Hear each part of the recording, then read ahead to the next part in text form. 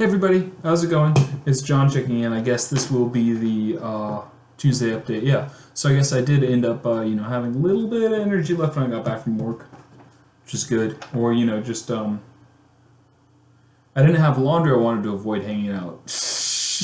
That's usually the case. I don't want to put out my laundry, so I lay on bed and I end up falling asleep. That's usually why I end up doing it in the mornings instead of at night. So you guys caught me. Red-handed. It's just me being a little lazy and getting tired. Yeah, but anyway, today I slept in a bit. Just kind of had a good, easy, slow morning, which is nice. Got that sleep I needed. It was sunny today, which actually made it easier to sleep in. Versus the humidity, just feeling like there's a big, heavy, like moist, weighted blanket on everything. So I feel more refreshed, a bit better, yeah. I went out, had a couple of popsicles on my walk, and that brings me to the point I wanted to talk about today. So if you're thinking about, diet and exercise, living a healthier lifestyle, the big thing I want to talk about is in food, there's no such thing as like good foods and bad foods. Rather, I think that's a very harmful mindset to have.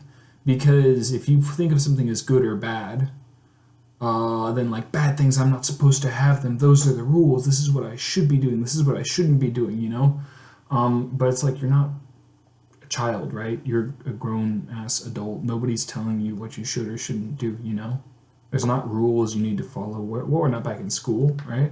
I mean, if you want to, yeah.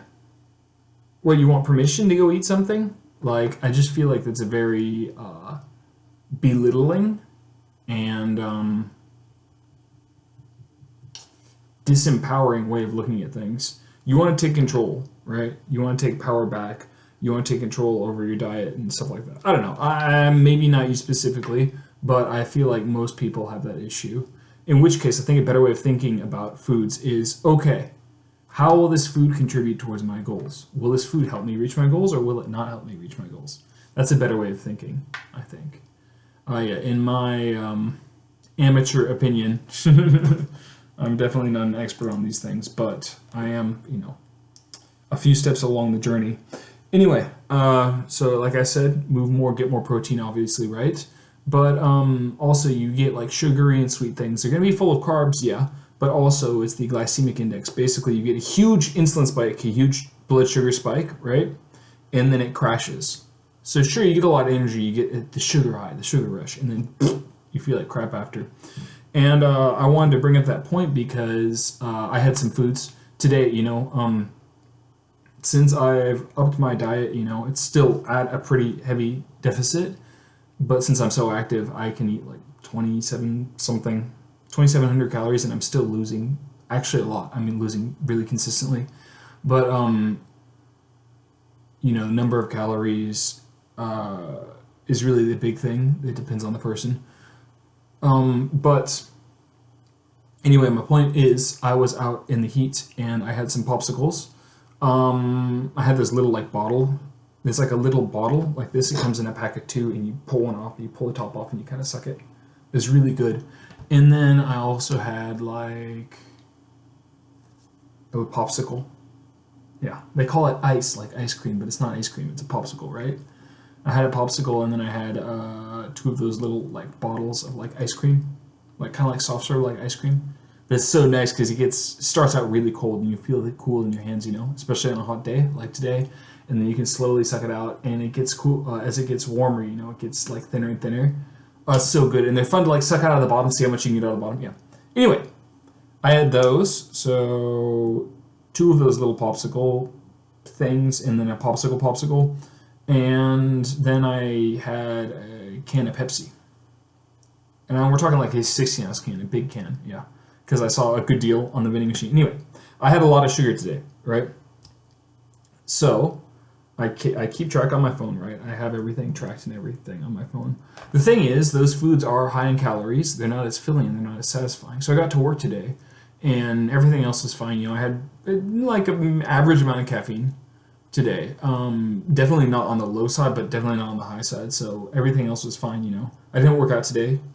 I ate fine other than that. But I got to work, and a bit after I got to work, I felt a bit of a crash. And midway towards, like 2/3 through the workday, I felt a big crash. I felt really tired. So, eating like that, having those sugars, drinking that soda, did it feel nice? Was it good? Yeah, it was. I felt really good having those things. But I'm keeping within my calorie limit for the day. And also, I know, like, okay, I can't do as well at work in these conditions. So, would I do it again? Probably. But this is like a once in a month thing, if that.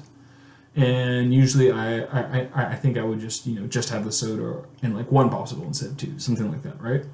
But yeah, I just wanted to tell you guys, like, if I had just had extra rice, more strawberries, a banana, or an apple, I wouldn't have had that crash in the evening.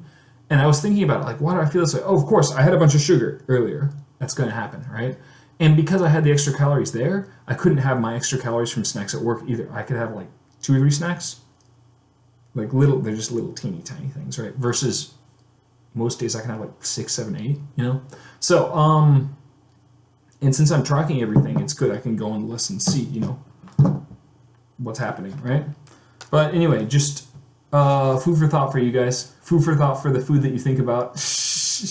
Yeah, however lame that is. I wouldn't think of food as good or bad. It's just, if I'm eating this, is it helping me get towards my goals? And if you're on a diet, if you're changing your diet, doing these things, it's important to say, like, you can still have foods that you enjoy. You have to be realistic with yourself. You can't just cut out and stop having certain things, right? The more realistic you are with yourself, the better progress you can make. The biggest key here is just consistency. Keep doing it over a long enough period of time. You will see the results that will continue. As long as you see that scale slowly moving down, it's going to keep slowly moving down if you keep doing the same thing, And then let's say you hit plateaus, then take a minute, reassess, and just keep moving it. Yeah. But whatever your goals are, but especially diet and fitness, because that's something I've know a little bit about. But whatever your goals are, just know I support you and I love you guys, and I will see you tomorrow. Yeah, I'm going to go cook up some chicken so I can hit my protein goals for the day. Hey. All right, love you guys. Peace.